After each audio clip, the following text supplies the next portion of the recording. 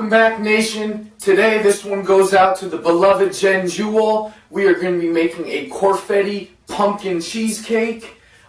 Due to request, the Cor Fetti queen said it's time for another great and classic recipe from the chef himself. Without further ado, let's get right to the ingredient mix. 1 scoop of the Cor Performance Cor Fetti cake batter whey protein. I have that sitting in my bowl right here with the rest of my dry ingredients. About 1/4 of a cup of Splenda, 16 grams or half a box of the sugar-free, fat-free Jello pudding mix, which will help combine and put together, binding the final cheesecake.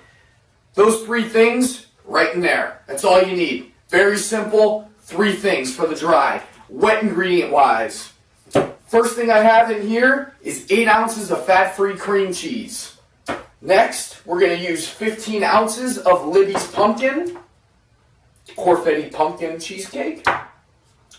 I'm going to use about 2 to 3 tablespoons of yogurt, which is my Cartmaster yogurt. You can get at Kroger's, or you can pick up a generic Greek yogurt, whatever you would prefer. Does not matter. Last but not least, 1 egg and 2 egg whites. Alright? First thing is first, what I'm going to do is take the cream cheese and beat it to a creamy consistency. Your cream cheese is beaten to a creamy consistency, as you can see here. We will take our dry, add that into the mix, and then we will top off the rest of our wet ingredients. And again, the 15 ounces of pumpkin. I have a bigger can here, but you can buy the smaller ones in the store, like so. Add the yogurt. Alright. And last but not least, we are going to add the 1 egg and 2 egg whites right into the mix. It's that simple, guys. Now what I'm going to do is preheat my oven to 300 degrees. I have my springform pan, which is made for cheesecakes. I have it lined with wax paper to help it to prevent sticking. And I'm also going to use cooking spray in a second here before we toss it in the oven. But for now, I'm going to mix this all together. Our oven is preheated to 300.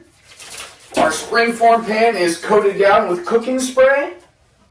Our mixture is set. So now all I'm going to do is transfer the mixture into the springform pan. And we are going to bake this at 300 for 30 minutes. And then 200 for 50 minutes, like a standard cheesecake recipe. So once you get all of your batter, which should be a little bit on the thicker side, into the springform, as you can see me do here, the first thing I want you to do is level it off. So that way when it bakes, it doesn't have a deformed shape, and it comes out exactly how you would like it to. Alright, so it's just about the majority of the batter right there. Alright. And cheesecakes are going to take a little bit to bake, so be patient. Like I said, level this off, as you can see me do here. The rest of the batter in there, like so. And guys, 300 for 30 minutes, and then 200 for 50 minutes. So let's give this a shake. Let's toss it in the oven. And after the 50-minute mark, you can see the nice little Cor Fetti sprinkles on the top of that cheesecake there. The thing is completely settled. The toothpick goes through it with no problems. Guys, that recipe is great. It just takes a little bit longer in the oven, but the whole thing comes out to about 85 grams of protein, 80 grams of carbs, and 10 grams of fat.